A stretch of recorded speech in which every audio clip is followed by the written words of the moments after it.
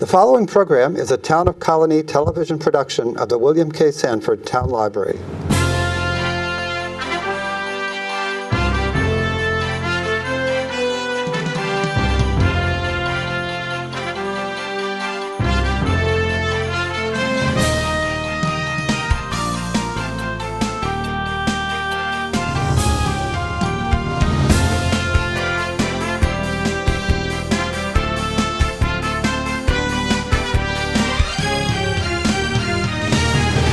Welcome to Albany County News. I'm Mary Rozak, the Director of Communications for Albany County. And in the next 30 minutes or so, we're going to be talking about an organization that has been in this area for many years, an organization that's near and dear to my heart. I'm a former employee who's got someone new at the helm, and we're going to talk to the new CEO and Executive Director about what his plans are. Welcome today to Pete Gannon. Thanks for having me. It feels good to be back home here in the Colonie Town Library.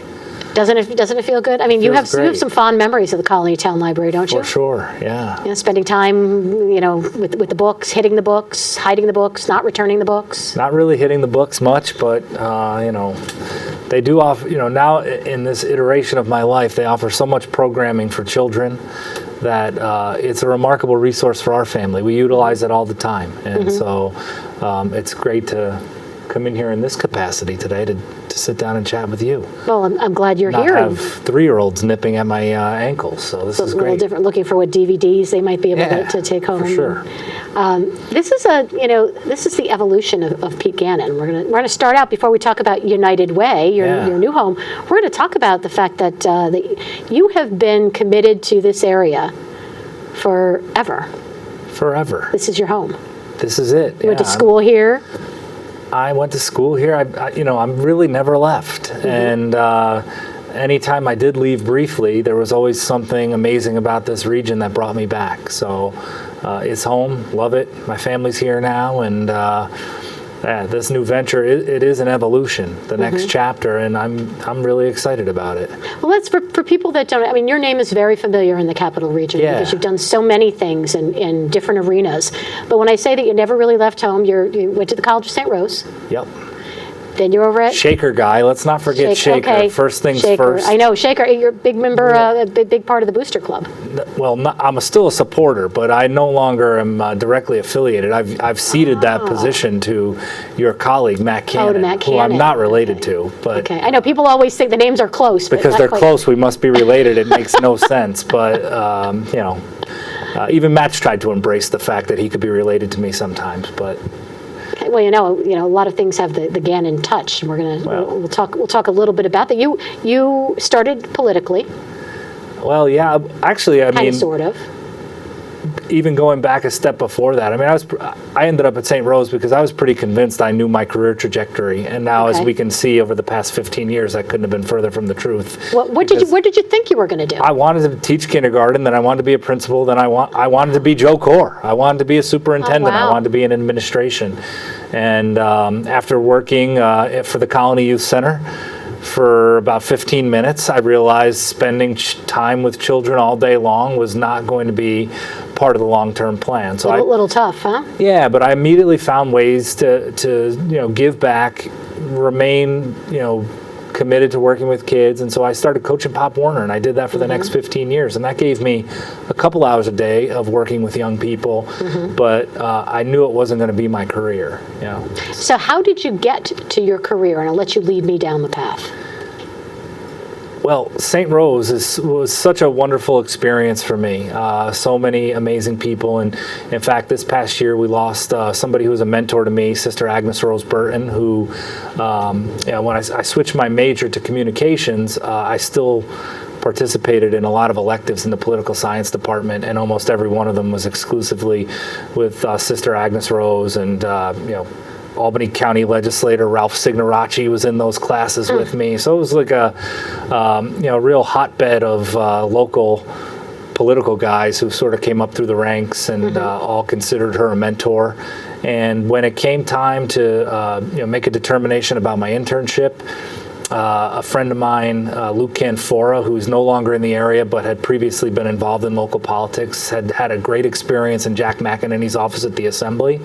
And he said, you should apply for this internship program at the Assembly. And it was there where I was convinced that I wanted to, I had a legislator in mind that I wanted to work with, and when I presented that alternative to the internship committee, they were like, "No, we've got somebody else for you," and they were like, "We're going to put you with Ron Canestrari, a local guy," and I was like, my world was crumbling because that wasn't my pick, and anybody who knows Ron now knows how short-sighted on my part that was. He's been, just an amazing person in my life, and to this day, I say, I'd go lay across this intersection in Albany Shaker Road if Ron Canestrari needed me to, because that's just how important he's been to me in my life. And so that that ultimately led to a job at the Assembly for the next 6 or 7 years, where I got to really learn a ton about local issues, statewide issues, and it was it was really like a master's degree in public policy. Sure, and sure. you couldn't have had a better professor than Ron Canestrari. And You never while you were there got that yearning maybe to go for an elected position, or did you? I used to think that was the way you brought about change, and there are certainly a lot of elected officials, your boss one of them, who are bringing about change that way. But as you see a lot of the grief and aggravation that come along with that, and it's just become such a negative arena. I mean, you live it every day, no matter how good of an idea Dan McCoy has, or Paula Mahan has, or take somebody from the other side of the aisle, Chris Carey on the town board here in Colonie.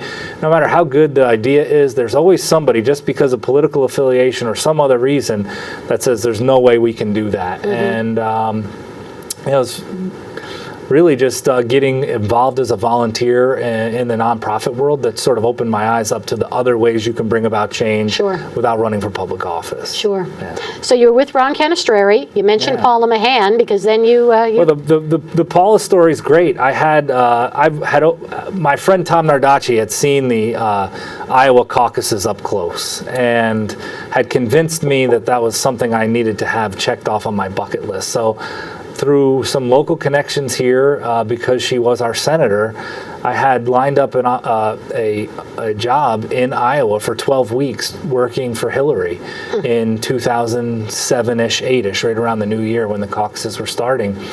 And, I don't think I'm telling a story that I haven't told publicly before, but not a whole lot of people thought Paula had a shot in 2007 to win that election. And as it got closer and closer to Election Day, we started to think, well, maybe we do have a shot at this thing. A couple things that happened publicly that, were, when you've been around enough of these campaigns, you sort of get a feeling that things are maybe breaking your way. And lo and behold, we end up in a very tight race that wasn't decided on election night. Paula had a small lead over the incumbent at that time. And I had to call the next day and tell the folks who were waiting for me in Iowa that, hey, I'm not going to be able to make it because I'm here in Albany, and I think we won this historic election, and get the opportunity to instead to do something I always wanted to do, which was to work in politics, work in government to affect change in my hometown. So that was an opportunity that I didn't want to miss. So I never got to see the Iowa caucuses, but I did get to work at Town Hall for a year and a half. So it was worth it, I guess. And I don't think I could have taken the heartbreak of Hillary's loss in Iowa that year anyway. So it probably all worked out for the best. So so now you're successfully with Paula Mahan, and then suddenly there's another great opportunity. Well, when I worked in the Assembly, I had the opportunity to work closely with the folks at the Arsenal and the folks at the Arsenal Partnership on ways to stabilize, enhance the Arsenal's presence in the region. And, I think we were at Ron's swearing-in ceremony where I ran into Tony Gaetano, who was my predecessor at the partnership, and he said, I'm retiring, and I got a year to figure out who's coming in, and I'd like to pick your brain as to who. And I said, sure. You have those meetings all the time. You have all those conversations to talk about who the prospects are. And over 3 or 4 or 5 conversations over breakfast and coffee with Tony, we couldn't figure anyone out. And he said, well, why don't you just do it? You know the issues. And I said, great. I'd love to talk more to you about it. And it just was, it represented, a shift for me in terms of getting out of like the actual public life to going to do stuff. And, at the time, what really attracted me to the Arsenal was the notion of working at such a historic site with such a relevance to the region, historical significance to the region, and the opportunity to sort of build for the next 100 years of the history of the Arsenal. So you led that Arsenal partnership. There are some people that don't quite understand what the partnership is and what it means. Give us that two sentence explanation. Well, there's still members of my family who think for the past 9 years I've been making gun tubes at the Watervliet Arsenal. It's not what I've been doing. The essence of the Arsenal was that in the 80s and the 90s, the prescription for Watervliet Arsenal was pretty clear, that the facility was eventually going to be closed. Right. And the local political, business, higher education leaders came together to form this entity, the Arsenal Partnership, to ensure there was something happening at the site. In the event that it was closed, it would potentially remain somewhat of an economic engine in the region as it had been for the previous 200 years. So the nuts and bolts of it is we took space that they weren't using in gun manufacturing anymore. We would fix it up, and then we try to market to private companies. And we've had some success bringing folks in there that had synergies with the Arsenal, and then we had success in bringing folks who had synergies to what was emerging in the regional economy at the time, which was nanotechnology, semiconductor industry. So, all told, I think we probably had 30 or 40 companies through there in the 20-year history of the organization, if not more. And in my 9 or 10 years, at least 20 or 25 of those, and there's still 13 or 14 private companies on the site today. Mm-hmm. So. Yeah, and that partnership is done, is wending its way down. Yeah, actually, the services we provided on site management expire this month, and the government's taken over with our assistance the management of the contracts with the tenants. So the great success stories who are down there, Extreme Molding, Solid Sealing, these companies that brought manufacturing back to America, back to towns like Watervliet, they're still there, and they've got new management. They're answering directly to the government now. And the great thing for us at the partnership is that we diversified our mission a little bit back in 2014 by utilizing some of the extra space we had in our capacity to create a center to help veterans who are starting and growing their own companies accelerate that process. And we named it after Congressman Mcnulty, so it's called the Mcnulty Center for Veteran Entrepreneurial Activity. So what people will notice over the next couple months is that I've left, but I'm going to remain in there in a volunteer advisory capacity. But McNulty Center is going to be stood up as its own legal entity and its own 501c3. The partnership, a little bit uncertain about what the need for it will be going forward, but the McNulty Center will continue its mission, and they're going to continue it right at the Arsenal. And because of the early success we had with it in 2014 and 15, the federal government, the SBA specifically, awarded the Veteran Business Outreach Center contract to the McNulty Center for Veteran Entrepreneurial Activity. So that covers New York State, New Jersey, and now Puerto Rico and U.S. Virgin Islands. So I didn't realize that. Huge expansion of the territory, and our staff, Amy Amoroso, the program manager there, and Kathy Caruso is still there managing the day-to-day operations. But Amy, you rarely can find Amy in Albany because she's usually, somewhere in New York State or somewhere in New Jersey. Later this month, she's going to Puerto Rico, and offering the programming and the services that we provide there. So excited to remain involved in that. It's sort of like my baby, and to be able to stay involved in that as a volunteer in an advisory capacity on the board is a great point of pride for me. Well, congratulations on Thanks. that. We're talking to Pete Gannon, the new CEO of United Way of the Greater Capital Region. So now we're going to segue. All of that brings you to your new position. You bring so much talent and so many contacts, so much to the table. How did you make that connection? How did you think, or did you think, that you were going to be going, as we take a look at, as we've just walked down the path, right, that you would be starting communications politically, then going to the Arsenal Partnership, and then the next step would be nonprofit?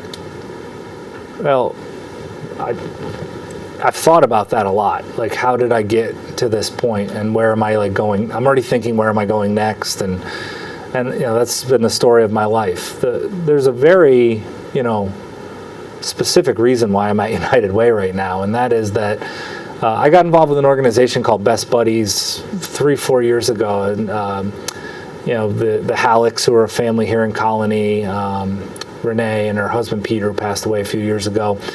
I met their daughter Abby, who has Down syndrome, back in the 90s when I worked at Latham Ridge for Colonie Youth Center, and she just has always remained a special friend to me. And Renee approached me after Peter had passed away about getting involved with Best Buddies, and it was right in line with everything I wanted to be doing in terms of giving back, and I had some free time in my schedule to give to it, and I think they got a lot more than what they bargained for, because I don't really dip my toe in anything. I'm sort of like a cannonball into the pool guy, and we really, with Nicole Birch, the director there, who just resigned to take a new position earlier this year.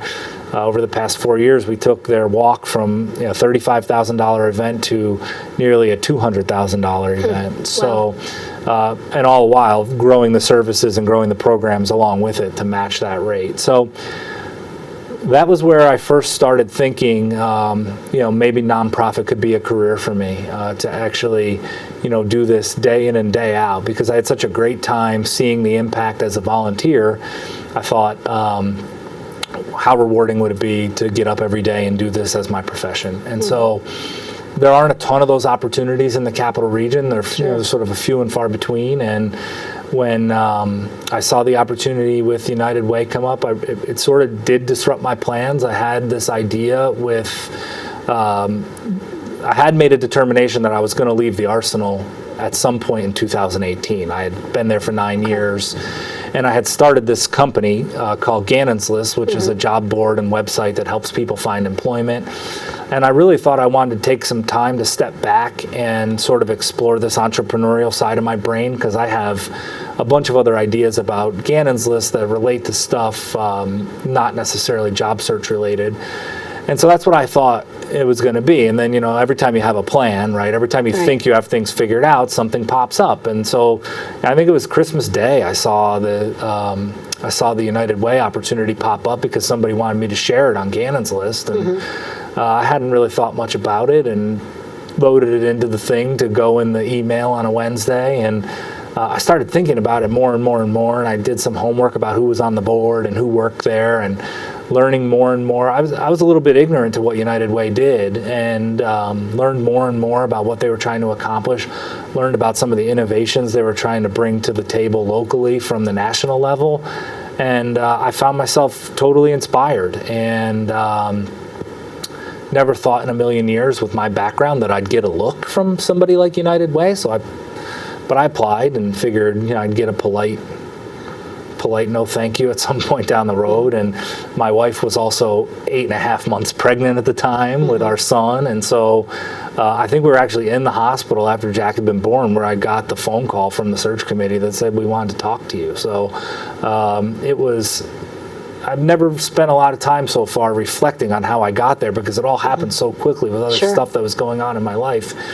But went through the process, and I just through that preparation, I fell in love with the organization, and more importantly, I fell in love with the potential of what we can be here to people in the capital region. So what do you see? What is your vision? I know when we think of United Way, and we've talked before, we've talked to folks from the organization, Lisa Audi, I know who's here today. We've talked to Lisa and others about some of the programs. Give, advocate, volunteer. When it comes, that's people think of United Way, they hear that, that's what they think. What is your vision?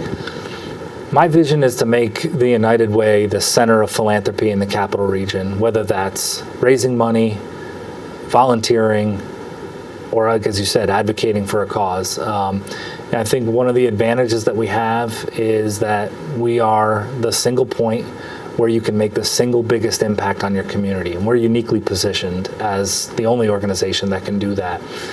The competition for these type of dollars is more intense than it ever has been. There's 1,700 501c3s in that 5-county region we cover.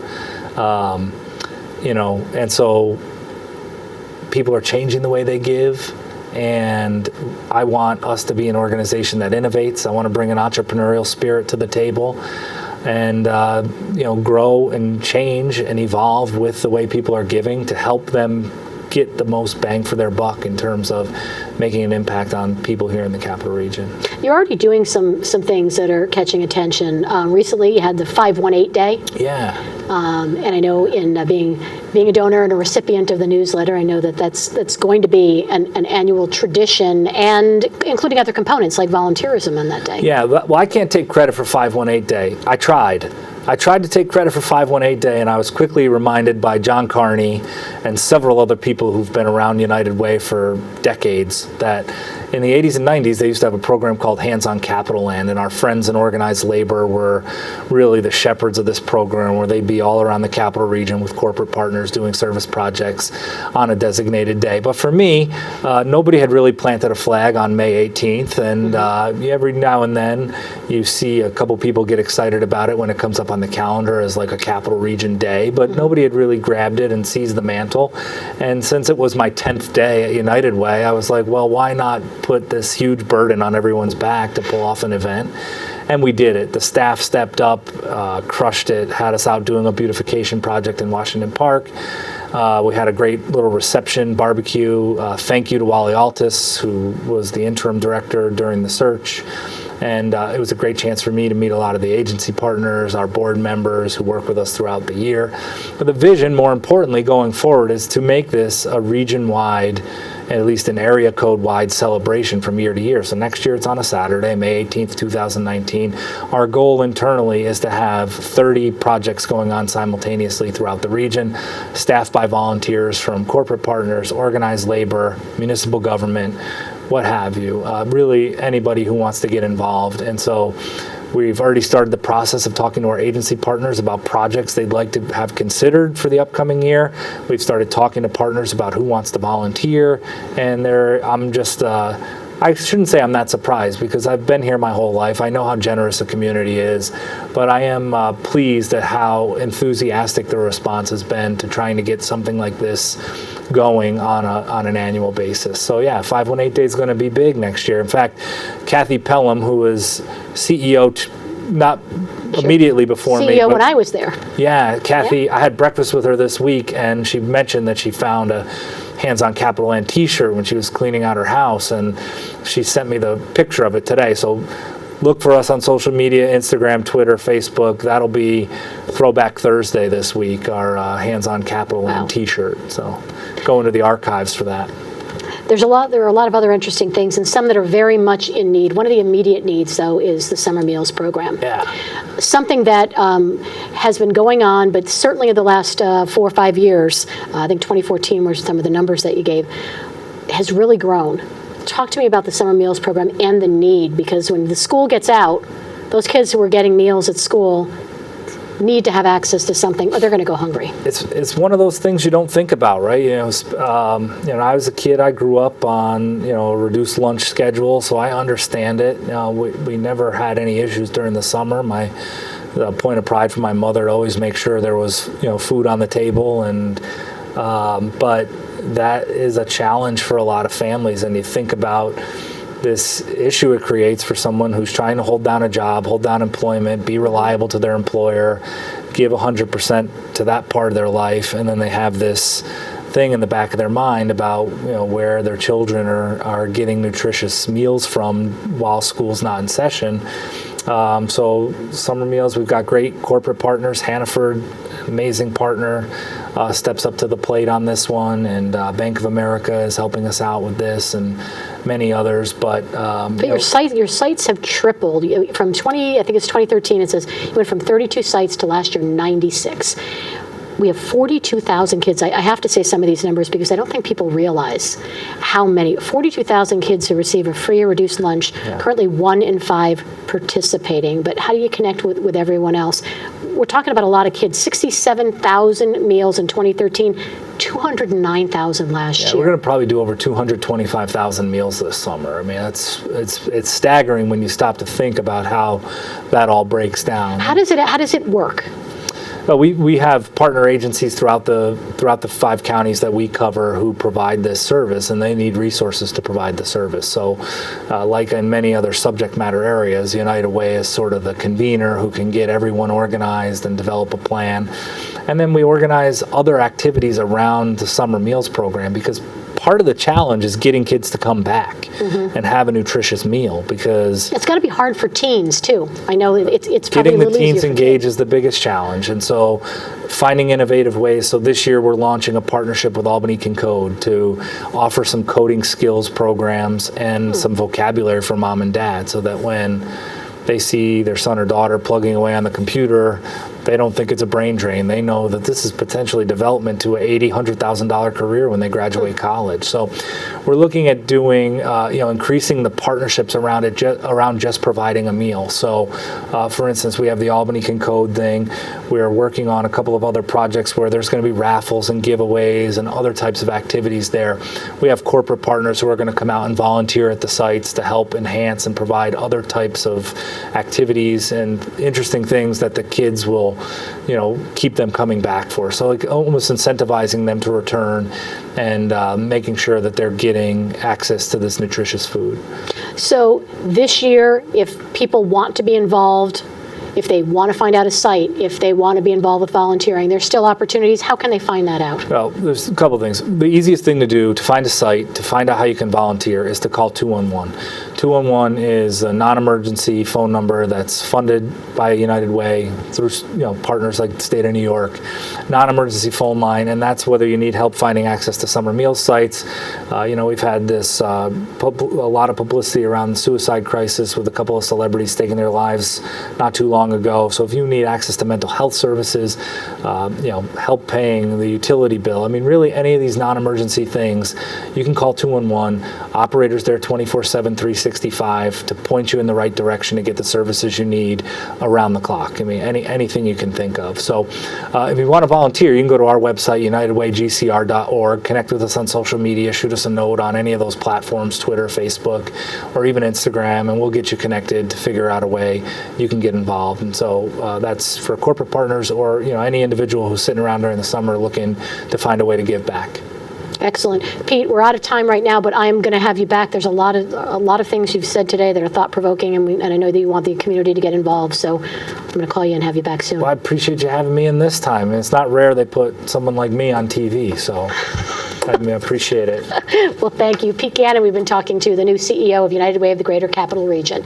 I'm Mary Rozak, Director of Communications in Albany County. This has been Albany County News. We'll see you again soon.